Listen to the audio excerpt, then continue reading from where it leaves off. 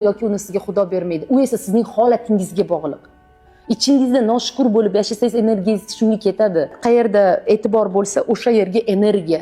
Agar energiyangizni o'tmishga berib, yomon kunlarni eslab, o'sha kimnidir yomon ko'rib yashasangizga, shundoq energiyangizni sotasiz. Energiyangizni bepul beryapsiz o'sha odamga. Nima keragi bor sizga? Energiyangizni asrang. Yomon gapdan, g'iybatdan, fisq-u fasoddan, kimnidir yomonlashdan asrang energiyangizni, asrang. Chunki har gal kimnidir yomonlaganingizda energiya ketadi. To'xtang o'sha joyda, to'xtang, yo deng. Ba'zan shunaqa bo'ladi, g'iybatdan keyin odamda yomon energiyasi tushib ketadi.